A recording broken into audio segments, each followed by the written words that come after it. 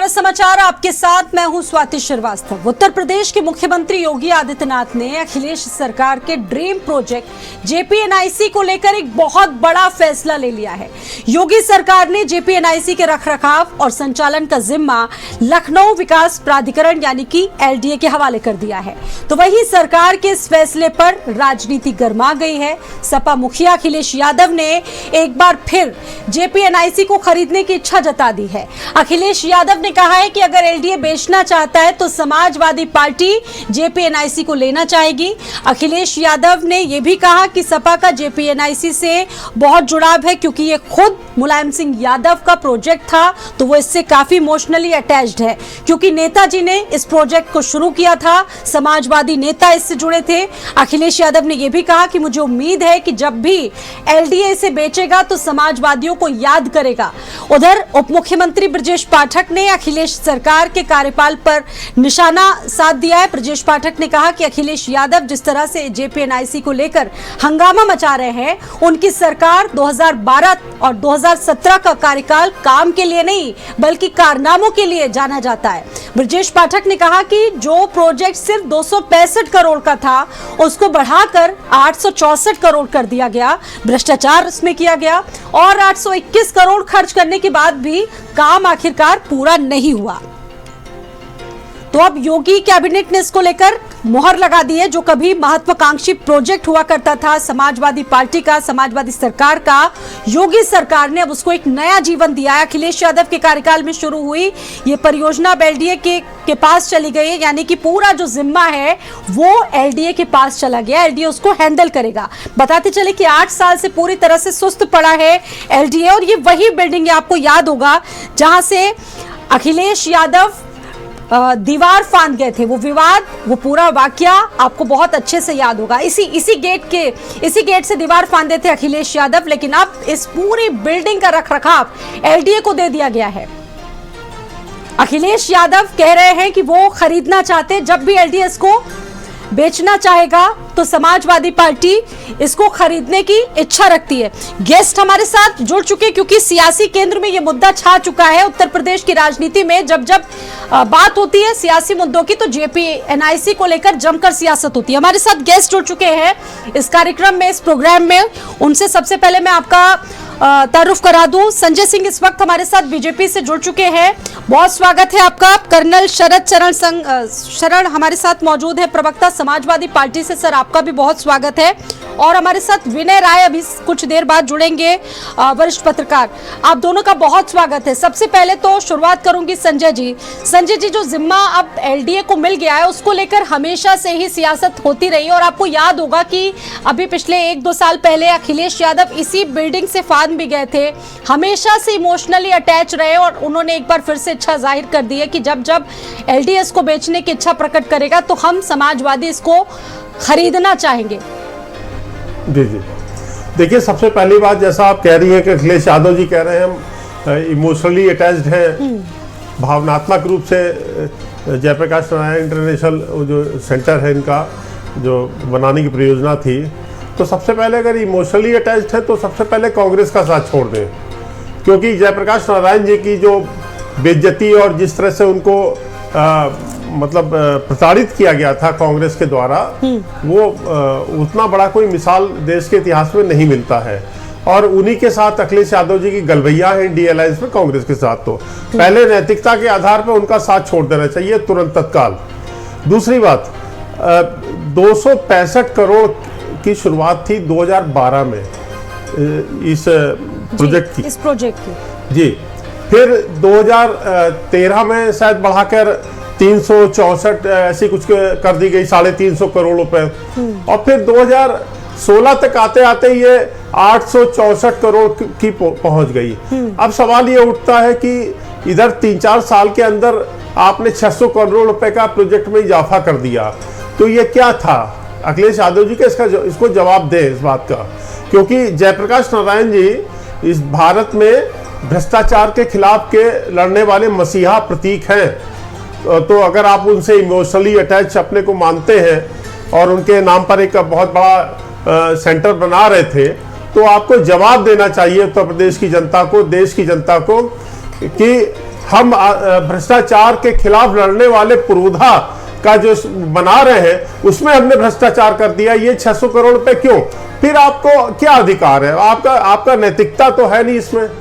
अब मैं फिर बात दोहराऊंगा कि नैतिकता के आधार पर आपको हक नहीं बनता है जयप्रकाश नारायण जी के नाम लेने पर। आप जब तक कांग्रेस के साथ हैं तब तक आपको नैतिकता, आपकी तकाजा ये है कि आप उसमें अधिकारी नहीं है। और मैं अपने पूज्य योगी आदित्यनाथ जी की सरकार को बधाई देना चाहता हूं। कल कैबिनेट प्रस्ताव पास हुआ और जो 821 करोड़ रुपए था वो एलडीए को ट्रांसफर कर दिया गया है। अब एलडीए पीपीए के आधार पर इसको डेवलप करेगा। हम योगी जी की सरकार जयप्रकाश नारायण जी की जो आइडियोलॉजी है, विचारधारा को, उसको हम लोग आगे बढ़ाएंगे और भ्रष्टाचार के खिलाफ जो जयप्रकाश जी का उद्घोष था उसकी लड़ाई मोदी जी लड़ रहे हैं, उसको और मजबूती से हम लोग लड़ेंगे। बिल्कुल, आपने नैतिकता की बात की है और हमारे साथ समाजवादी पार्टी से भी कर्नल शरद चरण जुड़े हुए हैं, आपसे बात करेंगे। विनय राय भी हमारे साथ जुड़ चुके हैं, वरिष्ठ पत्रकार। आपका भी सर बहुत वेलकम है हमारे इस कार्यक्रम में, आप सभी का स्वागत है। जो सवाल संजय सिंह ने अभी उठाए, क्योंकि आप लोगों का ड्रीम प्रोजेक्ट है कर्नल शरद जी, लेकिन अब जो सवाल उठ रहे हैं, भ्रष्टाचार का जिक्र इसमें बार बार हो रहा है। जब जब जेपीएनआईसी मुद्दे पर बातचीत होती है तो भ्रष्टाचार का मुद्दा भी इसमें जुड़ जाता है। तो क्या कहना चाहेंगे? अब तो अखिलेश यादव ने इच्छा जता दी है कि एलडी अगर बेचना चाहेगा तो समाजवादी पार्टी खरीदेगी, क्योंकि आप लोग इससे बहुत इमोशनली अटैच है। लेकिन 212 करोड़ से इसकी शुरुआत हुई थी और कैसे ये 800 तक पहुंच गया, इस पर भी सवाल उठ रहे हैं। क्या कहेंगे इस पर? स्वाति जी, बहुत बहुत धन्यवाद। आज फ्राइडे है और आपने वीकेंड की शुरुआत बड़ा हास्यास्पद स्तर पे कराई है, उसके लिए विशेष धन्यवाद। संजय जी हमारे बड़े भाई हैं, लेकिन जिस तरीके से ये बात कर रहे हैं भ्रष्टाचार की और जांच की, तो ऐसा लगता है कि विपक्ष में ये बैठे हुए हैं और समाजवादी पार्टी की सरकार। तो मैं थोड़ा क्लैरिफाई कर दूं कि पिछले लगभग 8.5 साल से भारतीय जनता पार्टी के उत्तर प्रदेश में सरकार है और जितने भी प्रोजेक्ट हैं समाजवादी पार्टी के, उसमें बारंबार घुमा के 2-3 बार ये सारी जांचें कर चुके हैं और यहां तक जांच कर चुके हैं कि जेपीएनआईसी के जो ठेकेदार हैं उनको राज्यसभा में भारतीय जनता पार्टी ने भेजा। और जो कॉस्ट की बात कर रहे हैं, तो कोई भी प्रोजेक्ट होता है जो डिलेड होता है, लंबे टाइम का होता है, उसका रीएस्केलेशन होता है।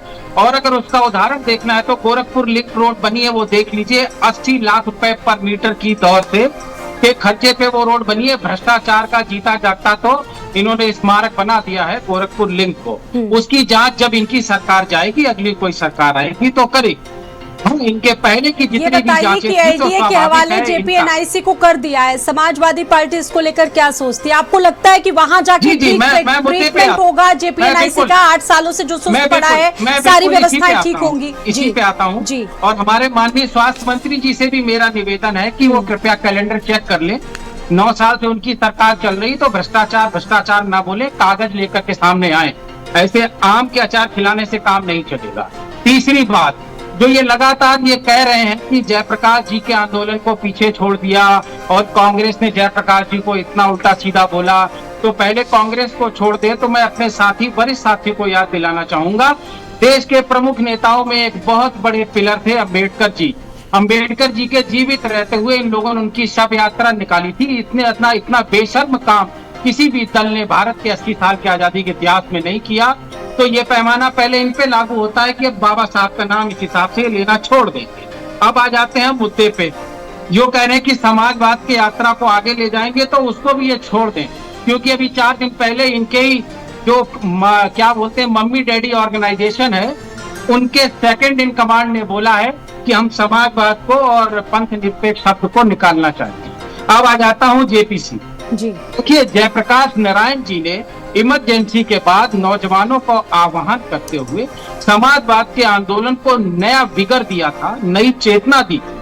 और नेताजी की राजनीति की शुरुआत हुई थी 10-15 साल के, 2-3 उनके एमएलए के टेन्योर थे और उस समय वो नेता विरोधी दल भी बने थे उत्तर प्रदेश में।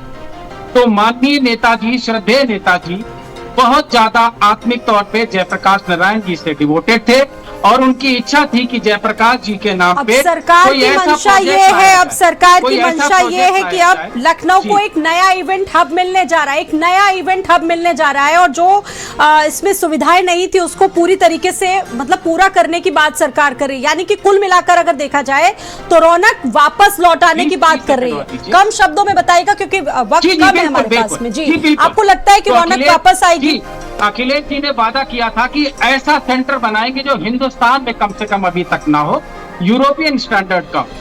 और योगी जी ने इसको नवजीवन नहीं दिया है, इसका हाँ। 9 साल में गला घोंट के मार दिया है। ठीक। अब ऑक्सीजन सिलेंडर लगा रहे हैं क्योंकि बहुत ज्यादा शोर शराबा हो रहा है और समाजवाद की आवाज, सामाजिक न्याय की आवाज अब बहुत बड़ी हो गई है। 2027 का चुनाव हिंदू मुस्लिम आतंक पे नहीं होगा, सामाजिक न्याय पे होगा। तो ये मजबूर होकर अब ठीक है, उसको इस पर जीवित जवाब करने के दीजिएगा लिए संजय जी। अपने संजय जी इस पाप पर धोने जवाब के लिए दीजिएगा। बाहर आए। जी जी जी, इस पर जवाब दीजिएगा, उसके बाद मैं विनोद जी के पास जाऊंगी। जी, जल्दी से जवाब दीजिएगा सर। जी जी, वक्त कम कर्नल है। साहब की एक बात का बहुत पुरजोर विरोध करता हूं, जो इन्होंने झूठ बोला बाबा साहब की कोई यात्रा निकाली थी, बहुत गलत बात है, झूठ ना बोले। दूसरी बात, मैं फिर कह रहा हूं, इनका जो इमोशनल अटैचमेंट है किस तरह का है भाई?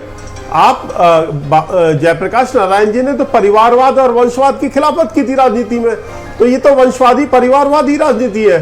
आप कहाँ कर्नल साहब, आप कौन सी विचारधारा पे चल रहे हैं, पहले ये क्लेरिफाई कर दीजिए। आप ना अम्बेडकरवादी हैं, ना लोहियावादी हैं, ना जयप्रकाश जी के उस पर आदर्शों पे चलते हैं। आपके आदर्श क्या है? आपके आदर्श बुरा ना मानिएगा, आप बहुत अच्छे प्रवक्ता हैं, मैं आपके सामने वो शब्द नहीं इस्तेमाल करना चाहता हूं, लेकिन मैं फिर कहूंगा सिर्फ माफियावाद और गुंडावाद आपका एक दो आइडियोलॉजी है, वही उस पर ही अखिलेश यादव जी की सपा की सरकार चलती थी, और अगर उत्तर प्रदेश में आएगी तो फिर यही माफियावाद और गुंडावाद चलेगा, और कोई बात नहीं है आपके पास। आपके पास कोई बात नहीं है। आप इसका जवाब क्यों नहीं देते कि 600 करोड़ रुपए प्राइस का एस्केलेशन क्यों हो गया था भाई 2012 से लेकर 2016 तक? और अखिलेश यादव जी शायद उद्घाटन भी कराए थे इनकम्प्लीट स्मारक का, इसका केंद्र का। तो ये 600 करोड़ रुपए किस मद में अखिलेश यादव जी ने खर्च किए थे? जरा जनता को इसका जवाब दीजिए। भ्रष्टाचार वाली लाइन बार-बार अंडरलाइन हो रही है, तो इसका लड़ाई जवाब अलग क्यों ढंग नहीं से दे होती देते है। हैं आप हम पे आरोप लगाएंगे, हम आप पर कर्नल, इसका आरोप क्यों आप नहीं दे पा रहे? आप इसका जवाब तो अगर दीजिए, भ्रष्टाचार के आरोप लग रहे हैं, 8 साल से पूरी बिल्डिंग सुस्त पड़ी है, तो इसका जवाब भी दे देना बेहतर होगा, क्योंकि आपका ड्रीम प्रोजेक्ट है। इसका जवाब दीजिए आप जनता को। जल्दी आपने से। गरीब जनता उत्तर प्रदेश की 600 करोड़ रुपए क्यों बढ़ा दिया उसका बजट? और फिर मैं कहूंगा परिवारवाद, वंशवाद जयप्रकाश जी का पॉलिटिकल नारा नहीं था, ठीक है, जिस पे आप चल रहे हैं। ठीक है, वो बोलने दीजिए, उनको बोलने दीजिए। जी जी, जल्दी से सर, उसके बाद विनोद जी के पास। 2014 के बाद इस देश में एक नई प्रक्रिया शुरू हुई है कि सरकार चलाने वाले विपक्ष से समाज मांगते हैं, और सरकार चलाने वाले विपक्ष को बोलते हैं कि आप सीबीआई एनआईए की इंक्वायरी कराइए और हमको रिपोर्ट दीजिए। उत्तर प्रदेश में 9 साल से भारतीय जनता पार्टी की सरकार है, उस ठेकेदार को इन्होंने राज्यसभा भेजा है। ठीक है, अभी तक 9 साल में 2 बार 3 बार ये जांच कर चुके हैं। जांच की एजेंसियां मुख्यमंत्री को रिपोर्ट करती हैं, नेता विरोधी दल को रिपोर्ट नहीं करती हैं। जनता जरूर अपेक्षा रखती है कि अगर ये भ्रष्टाचार का इल्जाम लगा रहे हैं तो कम से कम 9 साल में जांच कर लेना चाहिए था, और कम से कम निष्पक्ष दिखने के लिए जिन ठेकेदारों पे जांच हो रही है उनको राज्यसभा नहीं भेजना चाहिए था। तो ये तो बिल्कुल वही बात होती है कि आप ही करें और आप हम पे सवाल करें। तो इसका जवाब तो मैं चाहूंगा साथी, हमारे साथी, वरिष्ठ साथी इसका जवाब दें, इनकी सरकार जवाब दे। और अभी आपने जो फोटो दिखाई है, उस गेट के ऊपर स्वाति जी पेड़ लग गए हैं, उस पे घास लग गई है। ये सरकारी पैसा है, आम जनता के टैक्स का पैसा है, इसमें 9 साल से कोई काम नहीं हुआ है, तो इसका दोषी कौन है? अब तो रौनक लौटाने जा रही है योगी सरकार, एलडीए को दे दिया गया है, ये बड़ा फैसला है। और हमारे साथ विनय राय जी भी जुड़े हुए हैं, वरिष्ठ पत्रकार। विनय राय जी, आप इस मुद्दे को देख रहे होंगे, जब जब जेपीएनआईसी की बात होती है तो हमेशा जो राजनीतिक टकराव है वो सामने आता रहता है। आपको याद होगा कि जब रखरखाव की बात होती है तो अखिलेश यादव का जो अटैचमेंट है वो कितना ज्यादा मुखर रूप से इसमें सामने आता है। लेकिन अब अखिलेश यादव ये भी इच्छा जता चुके हैं कि अगर एलडीए इसको बेचने के मूड में हो, समाजवादी पार्टी खरीदेगी। लेकिन यहाँ पर कुछ स्टेटमेंट्स अगर हम देखें, ब्रजेश पाठक का देख लें या कुछ और स्टेटमेंट्स देखें, सवाल उठाए जा रहे हैं, भ्रष्टाचार का जिक्र हो रहा है। आप इसको कैसे विश्लेषित करेंगे विनय जी?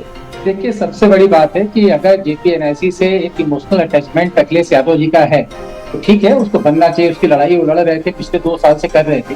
लेकिन जो उन्होंने ताजा जो बयान दिया है कि अगर एलडीए बेचना चाहे तो उसे हम खरीद सकते हैं, इस पे थोड़ा मुझे विरोधाभासी बयान लगता है। मुझे लगता है कि अगर इतना अटैचमेंट था और आप खरीदने को तैयार है, उतना धन अगर आपके पास है, तो आपको तो बेहतर था दूसरा जेपीएनआईसी बना के दे देते, सरकार के सामने रख देते कि भाई आप नहीं बना रहे थे, हमने बना दिया।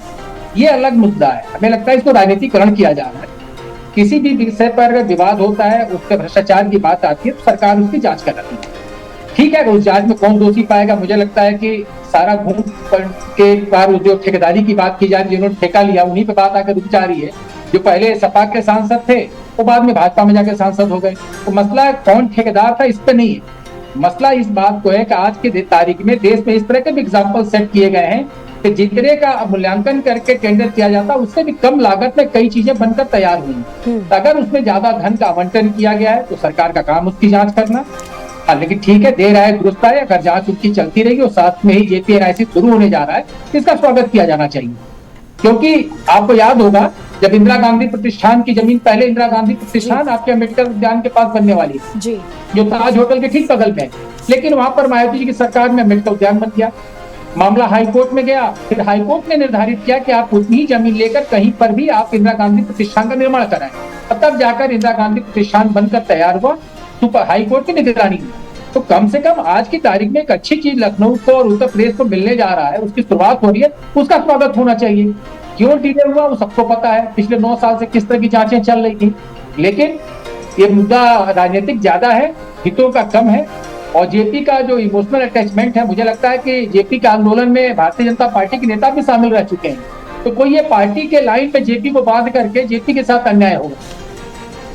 बिल्कुल संजय जी, आपको मैं यहाँ पर लाऊंगी। आप जिस तरीके से सवाल यहाँ पर आपने उठाए, समाजवादी पार्टी पर आपने आरोप लगाया कि भ्रष्टाचार हुआ, लेकिन सवाल यहाँ पर सर ये भी उठ रहे हैं कि 8 सालों के बाद आखिरकार एकदम से जेपीएनआईसी की याद कैसे आ गई? देखिए, सवाल ये उठता है कि उत्तर प्रदेश सरकार का पैसा उसमें फंस गया था, इतने दिनों से ये बंद था। मैं आपकी डिबेट सुन नहीं पाया, और हमारे कर्नल साहब क्या बोल रहे थे और विनोद राय जी क्या बोल रहे थे जी, तो मैं सुन नहीं पाया, लेकिन आपकी बात का जवाब देने का प्रयास कर रहा हूँ। देखिए, सीधा सा ये है, जैसा कि अपने वरिष्ठ पत्रकार विनोद राय जी को मैंने सुना है कि एक अच्छी दिशा में एक ट्रैक पे लाने का प्रयास है योगी जी की सरकार का द्वारा, इसको धन्यवाद देना चाहिए। कोई चीज़ देर से दुरुस्त हो जाए तो अच्छी बात है। एक बहुत बड़ी विचारधारा के प्रतीक हैं जयप्रकाश नारायण जी, तो कम से कम उस विचारधारा को आगे हम लोग ले चले।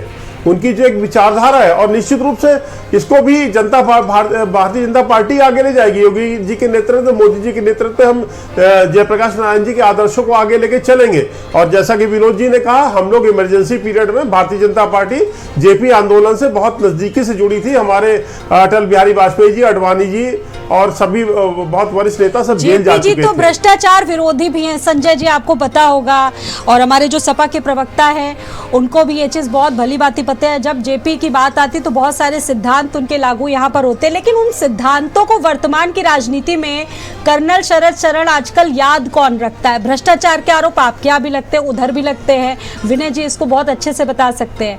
अब जिन सिद्धांतों की यहाँ पर बात हो रही है, संजय जी कह रहे हैं कि वो अब दारोमदार रख रहे हैं, उनकी पार्टी रख रही है, उनके सिद्धांतों को आगे लेकर चलने का काम कर रही है, और आपकी सरकार में सिर्फ काम नहीं हुए, सिर्फ कारनामे ही कारनामे हुए। इस पर क्या जवाब देंगे आप? जी, बहुत अच्छा सवाल उठाया स्वाति जी आपने।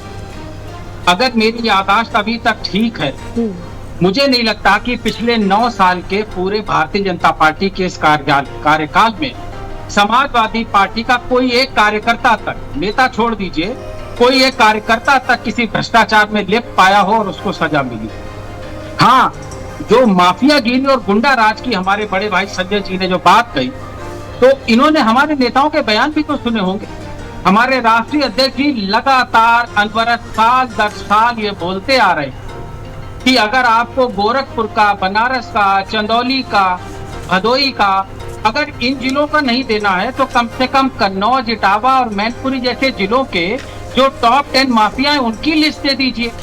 क्योंकि भदोई, बनारस में और गोरखपुर में, इन जिलों में कौन है वो तो सब जानते हैं, लेकिन आप नहीं देना चाहते, हम आपकी मजबूरी समझते हैं। कम से कम जो हमारे क्षेत्र हैं, जो नेताजी का कार्य क्षेत्र रहा है, जो आजकल अखिलेश जी का धर्म क्षेत्र है, कम से कम वहाँ के टॉप 10 माफियाओं का नाम दे दीजिए तो समझ में आ जाए। और 9 साल के अंदर तो किसी भी भ्रष्टाचार का स्वाति की जांच हो सकती है, उसकी न्यायालय से सजा भी हो सकती है अपराधी की। तो ऐसा क्यों हुआ है कि समाजवादी पार्टी के 5 साल के कार्यकाल पे किसी भी कार्य पे कोई भ्रष्टाचार का कोई प्रश्न चिन्ह नहीं, कोई FIR नहीं, कोई न्यायालय में मुकदमा नहीं, कोई सजा नहीं। ठीक है संजय जी, इसका जवाब देना चाहेंगे क्योंकि वक्त कम है। 5 साल के कार्यकाल में समाजवादी पार्टी के कोई भ्रष्टाचार के ऐसे आरोप नहीं लगे, और अगर ऐसा था तो 8 साल में आप लोग क्यों पीछे रहे, क्यों जांच नहीं की गई, वो सवाल उठा। देखिए कर्नल साहब को मैं बहुत रेस्पेक्टेड प्रवक्ता मानता हूं। समाजवादी में बहुत कम गिने चुने ऐसे प्रवक्ता हैं जो शालीनता के साथ डिबेट करते हैं। मैं कर्नल साहब आपको एक बात कहना चाहता हूं, अभी आपने अखिलेश यादव जी को एक उसमें कन्फाइंड कर दिया है, एक आपने कोई धर्म क्षेत्र की चर्चा की है, तो मतलब आपको उनको घुमा फिरा के आप उनको कन्नौज और वही शायद मैनपुरी इटावा तक ही सीमित रखना चाहते हैं। अरे साहब वो बड़े नेता हैं, मुख्यमंत्री रहे हैं, पूरा प्रदेश उनका है, क्यों छोटी सोच रखना चाहते हैं आप? छोटी सोच से प्रदेश का विकास नहीं होगा, बड़ी सोच रखिए योगी आदित्यनाथ जी जैसी, सबका एकात्म मानवतावाद के जैसे अभी आपने हमारी जो एंकर है स्वाति जी कह रही थी, तो हम लोग हमारे जो विचार है आदर्श है उन पर ही भारतीय जनता पार्टी चल रही है। पंडित दीनदयाल जी उपाध्याय का एकात्म मानववाद जो सबसे नीचे पायदान पे है उसको ऊपर लाने का काम हो रहा है। हिंदुत्व और राष्ट्रवाद हमारा एजेंडा है खुला, उसमें कोई कंप्रोमाइज नहीं है, बिल्कुल नहीं करते हम लोग, उसमें कोई समझौता नहीं है हम लोगों का। तो सबका साथ सबका विकास, हिंदुत्व और राष्ट्रवाद ये रहा है और रहेगा। और हाँ, उत्तर प्रदेश को निश्चित रूप से योगी जी ने बहुत बड़ी राहत दी है। जो माफिया थे, जो इनसे जुड़े थे, जिनके उसमें गए भी थे फातिया पढ़ने, मैं वैसे इन शब्दों का प्रयोग नहीं करना चाहता हूं, अखिलेश यादव जी का मैं सम्मान करता हूं व्यक्तिगत रूप से, लेकिन वो फातिया पढ़ने गए थे, तो इसलिए मैं इस पे जरूर कटाक्ष करूंगा। क्यों गए थे भाई, क्यों गए थे आप इतने बड़े माफिया के उस पे, जिन्होंने कृष्णानंद राय की चोटी कटवा ली थी, एक ब्राह्मण का अपमान किया था उन्होंने। आप कब तक ये सब करते रहेंगे? जी संजय जी, जब आपने इतना ही बड़ा दिल दिखाया है तो मेरा आपसे निवेदन है, अब ऐसा करिए गोरखपुर के टॉप 10 की भी लिस्ट दे दीजिए। और एक कौन सी है, कौन सी टॉप 10? योगी जी की सरकार में कोई टॉप 10 नहीं है। टॉप 10 सीधे नहीं, टॉप 10 का सीधा इलाज होता है योगी जी की सरकार में, कोई टॉप 10 नहीं है। हमें अपनी बात तो कह लेने दीजिए। जी बोलिए। मैं ये कह रहा हूँ गोरखपुर की टॉप 10 माफिया की लिस्ट दे दीजिए। कौन सी है बताइए तो। और है नहीं, आप योगी जी को आज चैनल पे, इतने बड़े चैनल पे नाम का खुलासा कर दीजिए, योगी जी इलाज कर देंगे। मैं कहां तक जाने वाला हूं, इसलिए आप मुझे बोलने नहीं दे। एक और निवेदन है कि जिनके केस वापस हो गए हैं उन केसों को उसमें शामिल करके लिस्ट दे दीजिएगा, बस इतना और निवेदन है। देखिए, केस वापस माननीय न्यायपालिका का काम होता है, सरकार नहीं, ध्यान रखिए इस बात को आप। अगर आपको संजय जी फिर ये भी जानकारी होगी कि सरकार को अपनी सहमति देनी होती है कोर्ट में, तभी वापस हो सकते हैं। तो लोग अपने केस अपने आप मुद्दे से मत भटकिए प्लीज, विषयांतर मत कीजिए सर। अभी आप लोगों से निवेदन है क्योंकि कम समय है, JP-NIC पर हमारी डिबेट चल रही है सर, प्लीज। और उत्तर प्रदेश को बताइए शरद जी, प्लीज डिबेट में रहिए, विषयांतर मत कीजिए। विनय जी, इस मुद्दे पर इस वक्त जो राजनीति हो रही है इसको किस तरीके से आप देख रहे हैं? क्योंकि कार्यकाल का जिक्र किया ब्रजेश पाठक ने, और ये भी कहा कि अखिलेश यादव का कार्यकाल के तौर पर नहीं याद किया जाएगा, बल्कि भ्रष्टाचार के रूप में इसको लोग हमेशा याद करेंगे, कारनामे के रूप में याद करेंगे। देखिए, पक्ष विपक्ष क्या कहता है वो आपस का आरोप प्रत्यारोप है, लेकिन मेरा सिर्फ इतना ही कहना है। हम आज JP-NIC की बात कर रहे हैं, ठीक है, बुनियाद अखिलेश यादव जी ने रखी, एक इमारत बड़ी बन के खड़ी हुई, लेकिन बीच में उसका सरकार चले जाने के चलते काम रुक गया।